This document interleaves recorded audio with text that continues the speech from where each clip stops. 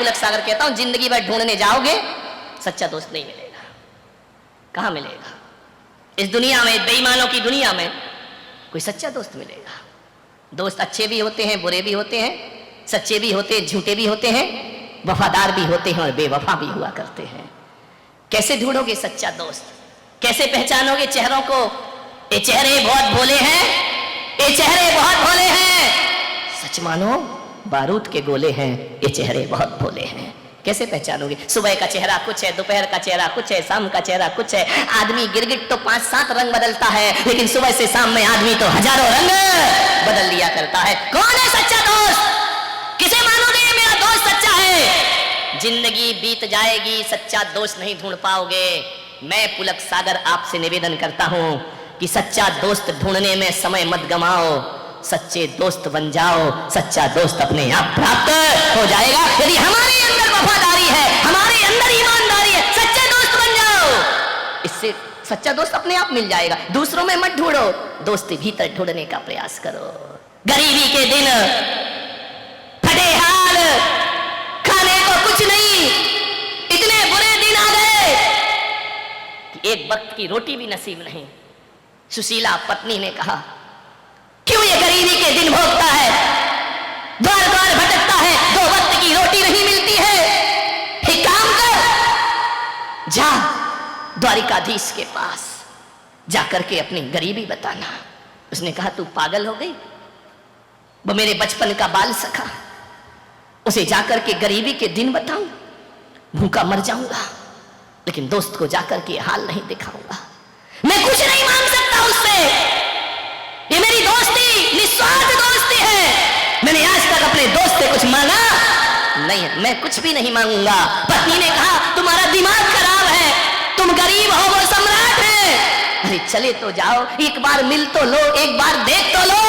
पत्नी सही होगी, सही सलाह देगी, पत्नी गलत होगी तो गलत। जीवन को संवारती है पत्नी, ध्यान रखना। एक सही सलाह देने वाली पत्नी मिल जाए तो मैं कहता हूं, पत्नी से बड़ा दुनिया में कोई दोस्त भी नहीं हुआ करता है। यदि सही सलाह देती है, बहुत अच्छी दोस्त होती, जीवन की हमसफर होती है। पत्नी केवल भोग की वस्तु नहीं हुआ करती है, पत्नी केवल काम करने वाली नौकरानी नहीं हुआ करती है, पत्नी जीवन की परम मित्र भी हुआ करती है। और परम मित्र ऐसी होती है कि दशरथ के युद्ध में यदि पहिया गिर जाए रथ का, तो पत्नी उंगली लगा करके रथ को युद्ध के क्षेत्र से बाहर कैकेयी लेकर के आ जाती है। पत्नी भी एक मित्र होती है, ध्यान रखना। जाओ तुम द्वारिकाधीश के पास। उसने कहा, तू देख, ज्यादा जिद मत कर। बोले, एक काम करो। बोले, क्या? मत मांगना, मिल लो। अब जाने की तो जल्दी मची, मिल लो ये शब्द बड़ा समझ में आया उसके। गया, पत्नी से बोला, देख सम्राट के दरवाजे पे जा रहा हूं। ऐसा भिखारी सा जाऊंगा क्या? देख कुछ कपड़े पड़े हैं क्या? पत्नी भीतर गई, एक मटके में एक अंगरखा रखा था, फट गया, पुराना, लेकिन मन में तो था कि कुछ तो पहन कर जाऊं। पहन के गया। कहानी मालूम है आपको, ऐसा नहीं है कि नहीं मालूम है। अंगरखा बांधा, 3 मुट्ठी चिवड़े रखे, चला दोस्त से मिलने।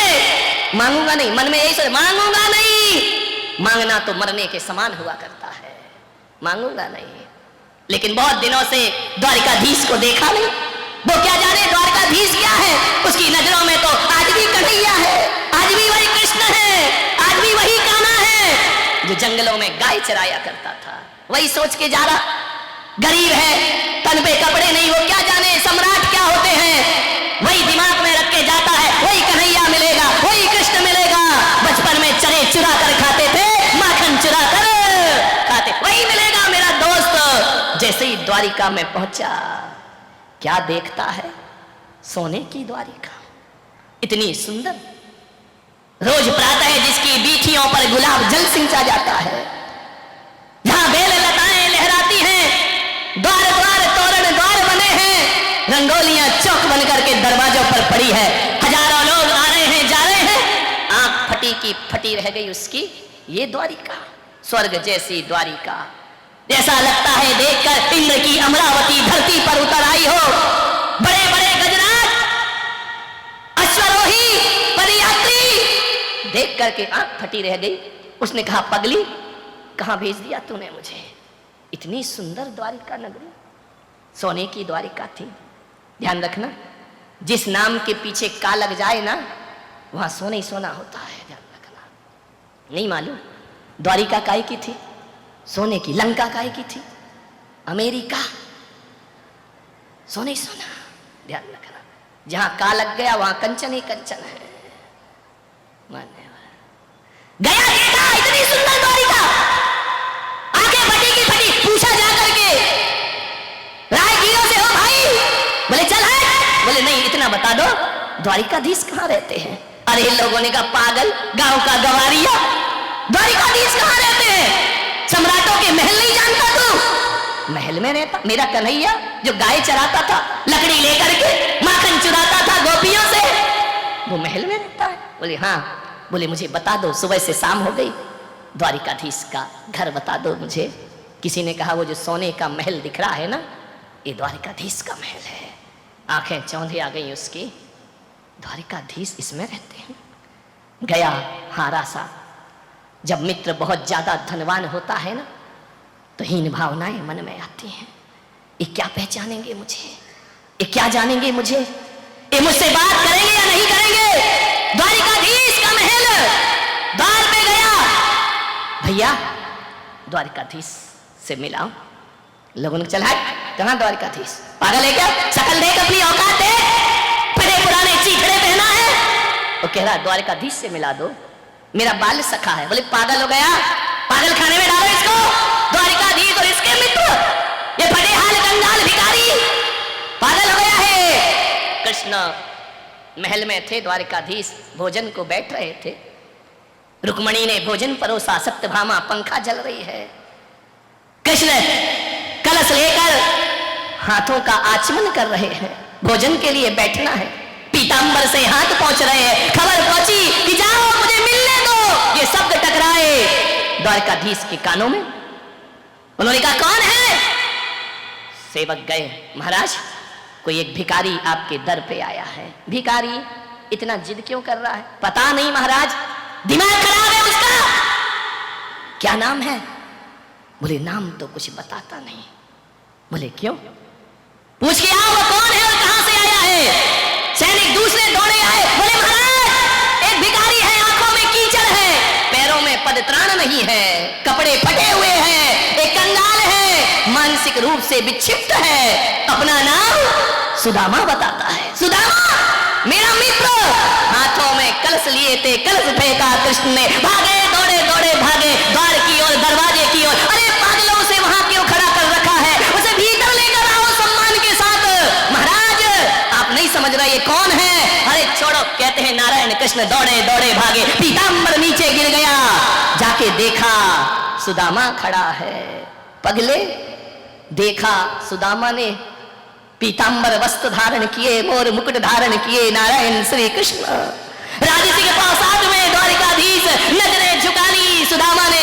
कृष्ण ने कहा, मित्र तुम यहाँ कैसे खड़े? क्या हाल बना रखा है तूने? लिया कृष्ण ने और आलिंगन बद्ध कर लिया अपने मित्र का। मान्यवर शायद तुम्हारे रिश्तेदार भी वो प्यार नहीं दिखाएंगे जो प्यार एक दोस्त और मित्र से प्राप्त हुआ करता है। लपेट लिया आलिंगन में। संकुचित है सुदामा, क्या करे? इतने बड़े सम्राट और मैं कहां का कंगाल भिखारी। हाथों का सहारा देकर कृष्ण ले गए। रुक्मणी ने देखा, कौन है? इतने सम्मान से लेकर आ रहे हैं। ले जाकर के बिठाया ऊंचे आसन पर। रुक्मणी से कहा, इसके पैर धो। देखो कैसे पैरों में बीमारी फट रही है, खून रिस रहा है।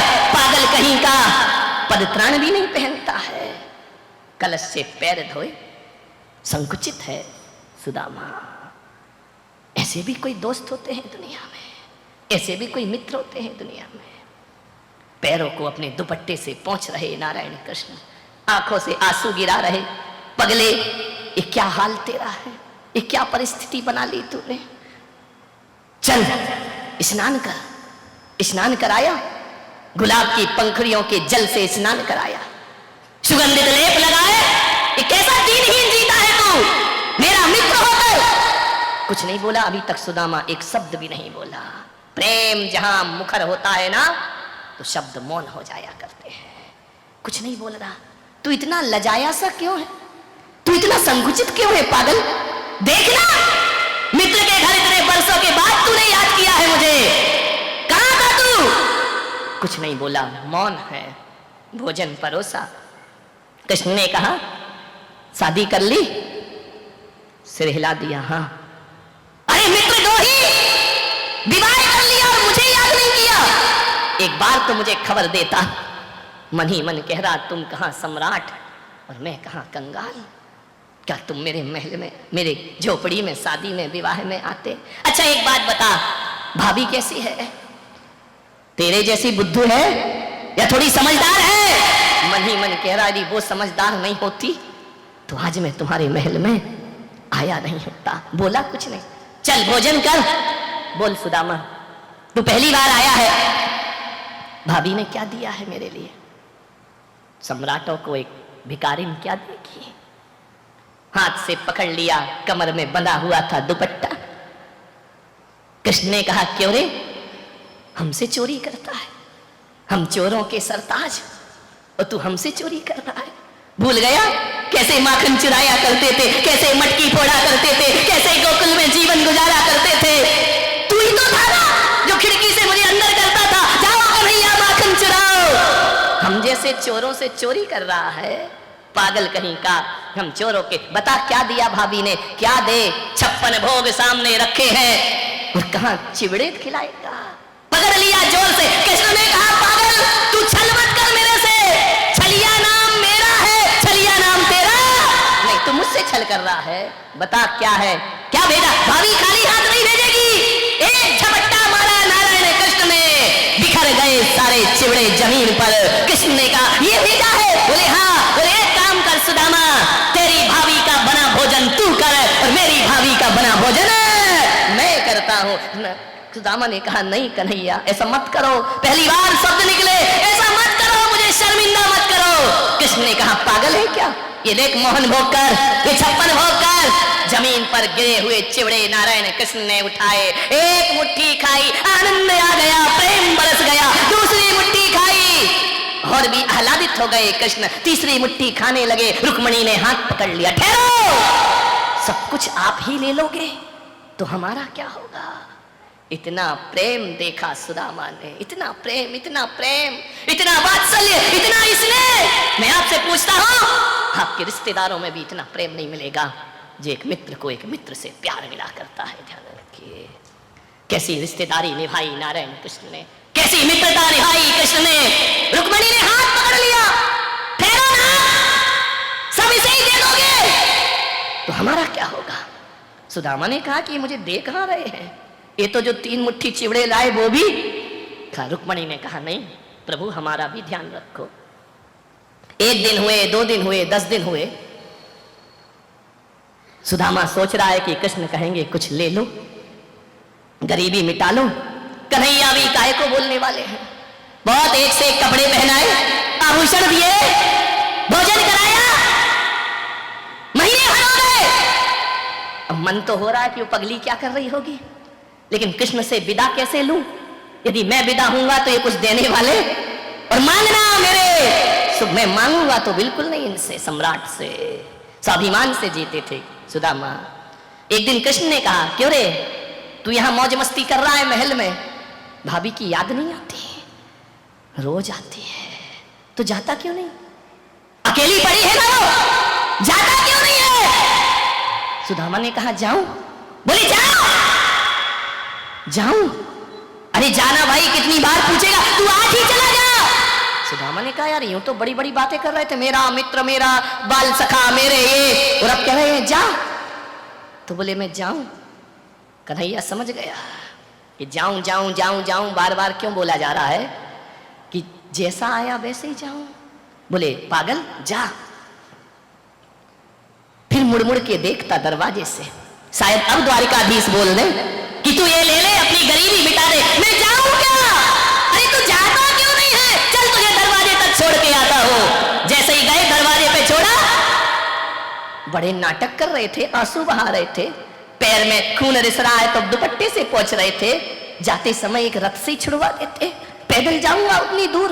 रास्ते भर संदेह से भरा सुदामा पलट पलट करके देख रहा है, मन में शंकाएं पैदा हो रही हैं कि अमीरों से कभी दोस्ती नहीं करना चाहिए। कैसा कन्हैया, तूने बचपन में भी छला और अभी भी छला, महीने भर बहुत खिलाया पिलाया, जाते समय एक मोहर भी नहीं दी। कहा था उस पागल से मत भेज, महीने भर से इंतजार कर रही होगी, भूखी मर रही होगी। मन में ऊहा पोह लेकर जा रहा है, चलते गया चलते गया चलते गया, पैदल गया, कोई गाड़ी नहीं कोई वाहन नहीं। जैसे ही पहुंचा द्वारिका में, क्या देखता है, द्वारिका से जैसे ही पहुंचा अपने झोपड़ी के पास बड़े बड़े महल खड़े हुए हैं। उसने कहा ऐसा तो नहीं कि मैं रास्ता भूल गया। फिर द्वारिका वापस आ गया। उसने गांव वालों से पूछा ये कौन सा गांव है? अरे ये तो देखो कितना बड़े महल, यहां पर हजारों लोग, ये तो झोपड़ा था, ये तो गांव था। मैं रास्ता भटक गया हूं, मुझे मेरे गांव का रास्ता बता दो। ये लगता है मैं 1 महीने चला फिर द्वारिका में वापस आ गया। लोगों ने कहा सुदामा ये अपना ही गांव है। बोले अपना कैसे हो सकता है, यहां तो झोपड़ी झोपड़ी थी, यहां तो खाने के लाले पड़े थे। मेरी पत्नी कहाँ है? एक महल के झरोखे में खड़ी है पत्नी सुशीला। उसने देखा, उसने कहा बाहरी तकदीर, लगता है गरीबी में इसका भी मन फिर गया, ये भी किसी सम्राट के साथ चली गई, इसने भी गरीबी में मेरा साथ छोड़ दिया। वहां कृष्ण ने साथ छोड़ा, यहां पत्नी ने साथ छोड़ दिया। लौट करके जाने लगा, दूर जंगल में रहूंगा, सब स्वार्थी दुनिया है। ये पत्नी जो मेरे बिना नहीं जीती थी आज श्रृंगार करे खड़ी है। उसने कहा ये भी धोखेबाज निकले। मन में शंकाएं पैदा हुई। पत्नी ने दौड़ाया परिचारिकाओं को, जाओ जाओ, वो जाते हैं, उन्हें बुला करके लाओ, उन्हें लेकर आओ। उन्होंने कहा कि सुदामा चलो, बुलाती है भाभी। बोले कौन भाभी, कैसी भाभी? फटेहाल छोड़ गया था, श्रृंगार करे खड़ी है, नीयत खराब हो गई इसकी, इसने अपना चरित्र बेच दिया। ये सुशीला नहीं, ये कुशीला औरत है, मैं इससे नहीं मिल सकता हूं। दौड़ी दौड़ी आई, पत्नी चरणों में गिरी, नाथ कैसे संदेह किया मुझ पर, मैं अपना चरित्र बेच सकती हूं? मैंने जीवन भर गरीबी में तुम्हारा साथ निभाया, दुख में तुम्हारा साथ निभाया, फिर तू ये कैसे पहनी है? किससे चुराए है तूने? कहां से लाई है तू? उसने कहा ना मैंने चुराया ना मैं लाई, तुमको भेजा था ना द्वारिकाधीश के पास। तो क्या हुआ? उसने कहा नाम मत ले, उसने तो एक चने भी नहीं दिए मुझे, ये कैसे हो गया? सुशीला ने कहा जिस दिन तुम गए ना और जिस दिन द्वारिका पहुंचे उसी रात द्वारिकाधीश इस गांव में आए थे, तुम तो सो रहे थे। द्वारिकाधीश ने आकर मेरी हालत देखी, पर उन्होंने कहा भाभी यदि तू मेरे मित्र की पत्नी है, देख मैं तुझे क्या से क्या बनाता हूं, बस 1 महीने का इंतजार करना, 1 महीने तक सुदामा आएगा नहीं। और आज 1 महीना पूर्ण हुआ, ये जो नगरी बनी है द्वारिकाधीश की कृपा से बनी है। हमारी दरिद्रताएं मिटा दी उन्होंने, हमारी गरीबी मिटा दी उन्होंने। दोस्त ऐसा होना चाहिए। भक्तांबर स्त्रोत में कहा जाता है आश्रित जन को निज सम करते, धनी लोग धन धरनी से, नहीं करें तो उन्हें लाभ क्या उन धनिकों की। भक्तांबर में कुंद माने तुंगाचार्य ने कहा हे भगवान, भगवान तो वही होता है जो आश्रित जन को अपने जैसा बना लिया करता है। कृष्ण ने बना लिया सुदामा को अपने जैसा सम्राट इस जगत में। दोस्त सच्चे कौन होते हैं? एक दोस्त वो होते हैं, परिंदा देखा है जब सरोवर में पानी होता है, आकर के पानी पीता है तो सरोवर सूख जाए तो परिंदा उड़ जाया करता है, फिर पलट के उसकी तरफ नहीं देखता। ये मालूम है ये कौन है? ये तुम्हारे रिश्तेदार हैं, ध्यान रखना। जब तक जेब में नोट है तब तक जीजा जी, तब तक भाई साहब, तब तक मौसा जी, तब तक मामा जी, और जिस दिन नोट गायब तुम कौन और हम कौन, ध्यान रखना।